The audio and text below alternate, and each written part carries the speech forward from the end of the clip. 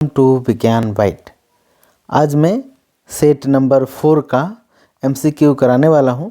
Set number 3 मैंने पहले ही complete कर दिया है, तो चलिए शुरू करते हैं। सेट नंबर 4 का पहला प्रश्न है, निम्नांकित में से कौन जंगली घास है। तो इसमें से पूछ रहा है ये कि जंगली घास कौन सा है। ठीक है, तो आप जानते हैं कि इसमें हम लोग जंगली घास मानते हैं जलकुंभी को। हालांकि यह पौधा जो जलकुंभी है यह उगता किस में है, जल में है, लेकिन इसे हम लोग मानते हैं जंगली घास है। तो याद रखिएगा जलकुंभी। इसके बाद और याद रखिएगा क्या क्या करता है, जल से ऑक्सीजन को अवशोषित कर लेता है। निम्नांकित किसकी आनुवांशिक विविधता भारत में अत्यधिक है। अब कौन सा है इसमें जिसकी आनुवांशिक विविधता है जो सबसे ज़्यादा है, ये पूछा जा रहा है। तो यही याद रखिएगा, इसमें सबसे ज़्यादा है किसका, आम का। आम की ऐसे हजारों जातियाँ होती हैं। कौन प्रारंभ कूट है, तो आपको ये याद होगा कि इसमें प्रारंभ कूट कौन सा है। तो प्रारंभन कूट होता है AUG और GUG। तो AUG और GUG कहाँ पे है, बेविकल्प। इन्हें प्रारंभन कोटॉन या फिर प्रारंभ कूट या प्रारंभन कोडॉन क्यों बोलते हैं, क्योंकि इन्हीं से प्रोटीन संश्लेषण की शुरुआत होती है।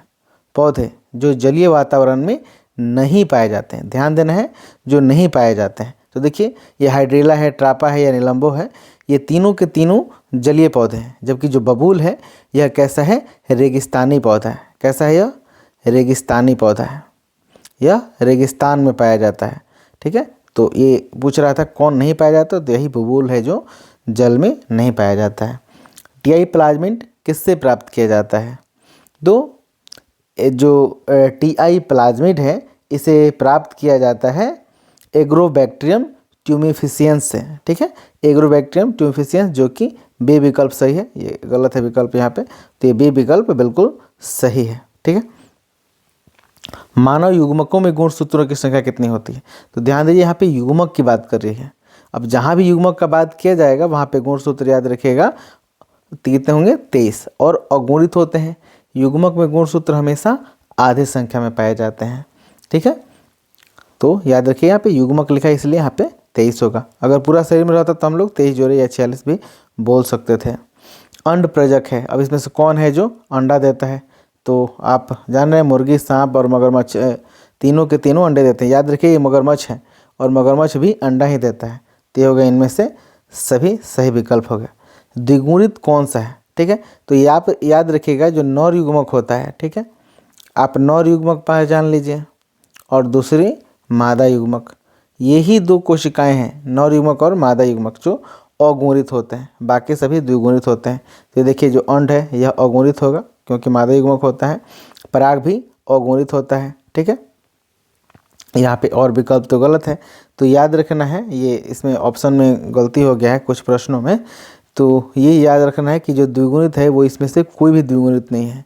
अंड जो कोशिका होती है वह भी द्विगुणित नहीं होती है, न ही परागकण होता है। ठीक है, हाँ यहाँ पे मान लीजिए कि और कोई विकल्प रहता, जैसे सपोज कीजिए कि यहाँ पे लिखा रहता अंडाशय, तो ये सही आंसर हो जाता। ठीक है, ये दोनों अगुणित है, याद रखिएगा। जब संतति की उत्पत्ति एकल जनन द्वारा होती है तब क्या कहलाती है, एकल जनन द्वारा होती है तो उसे कहते हैं अलैंगिक जनन। ये वाला विकल्प गलती है। जीवाणु में पाया जाता है, जीवाणु में क्या पाया जाता है, तब जानते हैं जीवाणु में पाया जाता है प्लाज्मिड। और प्लाज्मिड क्या होता है, तो प्लाज्मिड एक वास्तव में गोलाकार, प्लाज्मिड क्या होता है, गोलाकार DNA होता है और उसे ही कहते हैं हम लोग प्लाज्मिड। यह किस में पाया जाता है, तो यह पाया जाता है जीवाणुओं में। ठीक है, अच्छा एक और चीज़ पूछा जा रहा है यहाँ पे कि, तो ये तो ठीक है, DNA पाया जाता है गोलाकार। अगला पूछ रहा है कि RNA, तो बिल्कुल जीवाणु में RNA भी पाया जाता है, तो यह भी सही है। यानी यहाँ पे जो विकल्प है दोनों सही, यानी A और B इसमें दोनों सही आंसर होगा। वायु परागित पुष्प सामान्यतः होते हैं, जो वायु परागित पुष्प होते हैं क्या वे आकर्षक होते हैं, बिल्कुल नहीं। उनको आकर्षक होने की क्या जरूरत है। ठीक है, अगला प्रश्न है कि क्या वे छोटे होते हैं, तो हाँ वे छोटे तो होते हैं, जो वायु परागित पुष्प हैं वे छोटे होते हैं। ठीक है। दूसरा, क्या वे रंगहीन होते हैं? हाँ, रंगहीन भी होते हैं, क्योंकि जो वायु परागित पुष्प हैं उन्हें किसी को आकर्षित नहीं करना है, ना ही कीट को आकर्षित करना है, न तितलियों को आकर्षित करना है, न किसी पक्षी को आकर्षित करना है, इसलिए वे छोटे और रंगहीन होते हैं। यानी सही विकल्प होगा बी और सी दोनों, ठीक है। ये दोनों विकल्प होगा, यानी डी आंसर सही होगा। शुक्राणु के मध्य भाग में रहता है। शुक्राणु के मध्य भाग में क्या रहता है? ठीक है, तो ये आपको याद रहा होगा कि शुक्राणु के मध्य भाग में माइटोकॉन्ड्रिया पाया जाता है, और यह माइटोकॉन्ड्रिया क्या करता है? उन्हें ऊर्जा प्रदान करता है, जिसकी सहायता से शुक्राणु तेजी से गति कर पाते हैं। भारत में परिवार नियोजन की कार्यक्रम कब आरंभ हुआ? तो भारत में परिवार नियोजन का कार्यक्रम आरंभ हुआ है 1951 ईस्वी में, और यह भी याद रखिएगा भारत दुनिया का पहला देश है जिसने परिवार नियोजन कार्यक्रम का आरंभ किया। वर्णांधता में रोगी पहचान नहीं कर पाता है। जो रोगी है अगर वह वर्णांध है तो वह किसका किसका पहचान नहीं करता है? तो लाल और हरे रंग की पहचान नहीं करता है। यह प्रश्न एक बार और मैंने कराया है। प्रतिकोडॉन में पाए जाते हैं। प्रतिकोडॉन यानी जिसे हम लोग प्रतिकोडॉन को ही हम लोग बोलते हैं एंटीकोडॉन, ठीक है, एंटीकोडॉन की बात हो रही है। तो एंटीकोडॉन पाया जाता है, किस में पाया जाता है एंटीकोडॉन? तो ये मैंने आपको बताया भी था कि एंटीकोडॉन है जो टीआरएनए में पाए जाते हैं। तो सही विकल्प कौन सा होगा? टीआरएनए। एगारोज का प्रयोग किया जाता है, ठीक है। एगारोज का प्रयोग कहाँ पे करते हैं? ठीक है, तो आप जानते हैं एगारोज का उपयोग हम लोग कहाँ पे करते हैं? इलेक्ट्रोफोरेसिस में। इलेक्ट्रोफोरेसिस हम लोगों ने पढ़ा था, वहाँ पे एगारोज का इस्तेमाल हम लोग करते हैं, ठीक है। और आगे बढ़ते हैं अब इसी के साथ। डीएनए के छोटे टुकड़े को जोड़ता है? तो ये जोड़ता है कौन सा? Ligase enzyme. इससे मैंने आपको कराया ही था। तो डीएनए लाइगेज एंजाइम, ये क्वेश्चन मैंने पहले ही आप लोगों को कराया है, वो मॉडल पेपर वाला में। लेक ओपेरॉन कितने संरचनात्मक जीन पाए जाते हैं? तो लेक ओपेरॉन में कितने संरचनात्मक जीन पाए जाते हैं? कौन कौन से पाए जाते हैं जी? 3। आपको कमेंट करके बताना है कि वो तीनों जीन कौन कौन से हैं, ठीक है। मैं एक का हिंट देता हूँ, एक तो है जीन जो जेड है, बाकी 2 कौन कौन से हैं वो आपको बताना है। द्विसंकर क्रॉस का फिनोटिक यानी यहाँ पे फिनोटाइप लिखना चाहिए था, क्या हैगा? फिनोटाइप। जो द्विसंकर क्रॉस द्वारा प्राप्त पौधे होते हैं उनका फिनोटाइप क्या होता है, ठीक है। तो याद रखिएगा यहाँ पे जीनोटाइप और फिनोटाइप दोनों अलग अलग होता है। तो यहाँ पे फिनोटाइप का बात पूछा जा रहा है। फिनोटाइप होता है 9:3:3:1 का, ठीक है।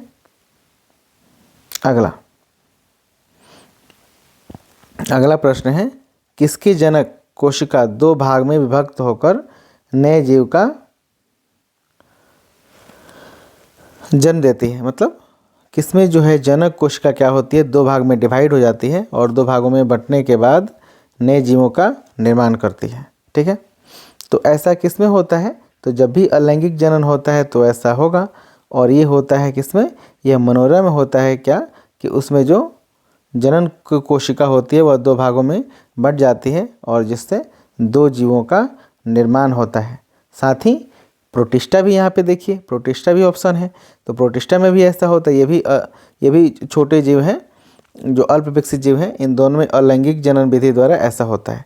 तो सही आंसर क्या होगा? इसको काट दीजिए और ये कर लीजिए ए और बी दोनों में होता है ऐसा, ए और बी दोनों में होता है, ये याद रखिएगा। द्विखंडन किस में पाया जाता है? याद रखिए यहाँ पे द्विखंडन की बात हो रही है, तो द्विखंडन किस में पाया जाता है? द्विखंडन पाया जाता है अमीबा में, ठीक है। अगर यहीं यहाँ पे विखंडन की बात किया जाता, ठीक है, विखंडन, तो लोग हम लोग कहते कि यह पैरामीशियम में होता है, ठीक है। विखंडन और द्विखंडन में क्या अंतर है? तो वैसे मान लीजिए कि ये पैरामीशियम है, जीव है, और पैरामीशियम का ये पूरा शरीर है। तो पैरामीशियम में क्या होता है कि मान लीजिए कि इस जीव को बीच से काट दिया जाए तो यहाँ से ये वाला जीव अलग सेपरेटली डेवलप करेगा और ये वाला भी सेपरेटली डेवलप करके 2 जीव बन जाएंगे, एक जीव इधर और एक जीव इधर, इस तरह 2 जीव बनते हैं। तो इसे कहते हैं हम लोग खंडन। द्विखंडन में क्या होता है कि मान लीजिए कि कोशिका है तो पहले इसका केंद्रक विभाजित होता है, उसके बाद यह केंद्रक आधे आधे कोशिका द्रव्य के साथ विभाजित होता है, जिसके कारण दो जीवों का निर्माण होता है, एक इधर और एक इधर। तो इसे कहते हैं हम लोग द्विखंडन। तो यहाँ पे सही विकल्प होगा कौन सा? अमीबा। ठीक है, ये दोनों तो गलत ही हैं। निम्नलिखित में से कोई एक पुरुष में पाया जाता है। अब कौन है इसमें जो पुरुष में पाया जाता है? तो ये देखिए, गर्भाशय तो मादा में पाया जाता है, भग और लिबिया, माइनोरा और मेजोरा दोनों किस में पाया जाता है? मादा में ही पाया जाता है। लेकिन ये जो काउपर ग्रंथि है यह पाया जाता है पुरुष में, तो यही विकल्प सही होगा। मेंडल के प्रयोग में विकसित लक्षणों की जोड़ी को क्या कहते हैं? जो प्रयोग द्वारा जो विकसित लक्षणों की जो जोड़ी होती है, तो उन जोड़ी को क्या कहा जाता है? ठीक है, ये पूछा जा रहा है। तो आप जानते हैं कि जो जोड़ों को दिखाने के लिए हम लोग ये सिंबल का यूज करते थे ना, टी या फिर ये कैपिटल टी, स्मॉल टी, या फिर ये दोनों टी। तो इसे क्या बोलते थे हम लोग? इसे बोलते थे अलील। ठीक है, क्या बोलते हैं इसे हम लोग बोलते हैं एलील, या इंग्लिश में ऐसे लिखते हैं एलील। तो सही आंसर क्या था इसमें? एलील था। जो जीनों का लक्षण होता है उसे बोलते हैं जीनोटाइप। बाहर से देखने वाला जो लक्षण होता है उसे बोलते हैं फेनोटाइप। ठीक है, ये भी याद रखिएगा। अगला प्रश्न है, F1 पीढ़ी के संकर पौधे जब समयुग्मजी अप्रभावी जनक से क्रॉस कराया जाता है तो इसे क्या कहते हैं? यानी जो पहली पीढ़ी से जो प्राप्त पौधा है, पहला पीढ़ी में जो संकर यानी हाइब्रिड पौधा जो प्राप्त हुआ है और उसी का क्रॉस कराते हैं हम लोग समयुग्मजी अप्रभावी से। तो जब समयुग्मजी अप्रभावी से उसका टेस्ट कराते हैं तब हम लोग उसे क्या कहते हैं? तब हम लोग उसे कहते हैं टेस्ट क्रॉस। ठीक है, यहाँ पे ध्यान रखना है कि जो पहली पीढ़ी में संकर पौधा प्राप्त हुआ है उसका क्रॉस कराना है हमें समयुग्मजी अप्रभावी जनक से, तब इसे हम लोग कहेंगे टेस्ट क्रॉस। ठीक है, एक जीनों के लिए वंशागति का जब अध्ययन करते हैं, इकाई लक्षण के आधार पर क्रॉस कराते हैं तो एक संकर क्रॉस, और दो लक्षणों के आधार पर जब क्रॉस कराते हैं तो इसे कहते हैं हम लोग द्विसंकर क्रॉस। विभिन्न प्रकार के आरएनए से प्रोटीन संश्लेषण की क्रिया को क्या कहते हैं? तो जब आरएनए से प्रोटीन का संश्लेषण होता है इस क्रिया को क्या कहते हैं? तब जानते हैं इसे कहते हैं हम लोग ट्रांसलेशन। ठीक है, तो इसमें ट्रांसलेशन देखिएगा कहाँ पे है? डी नंबर में ट्रांसलेशन पे है, या इसे ही हिंदी में हम लोग क्या बोलते हैं? रूपांतरण बोलते हैं। ठीक है, रूपांतरण बोलते हैं या स्थानांतरण बोलते हैं। तो विकल्प यहाँ पे डी बिल्कुल सही है। आगरा स्थित विश्व प्रसिद्ध ताजमहल को मुख्यतः किस गैस से खतरा है? अब ये देखिए, वहाँ पर जो ताजमहल है उसे क्यों खतरा है? उसे खतरा है एसिड रेन से। किससे खतरा है जी? एसिड रेन से। एसिड रेन से सस्ता खतरा है। एसिड रेन क्या होता है? वैसा वर्षा जिसका pH मान 5.6 से कम हो जाता है उसे कहते हैं हम लोग एसिड रेन। अब वहाँ पे एसिड रेन क्यों होता है?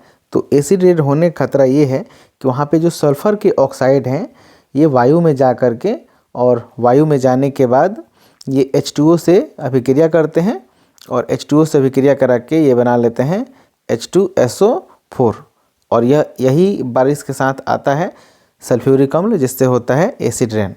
इसलिए यहाँ पे सही आंसर होगा SO2, इससे खतरा है।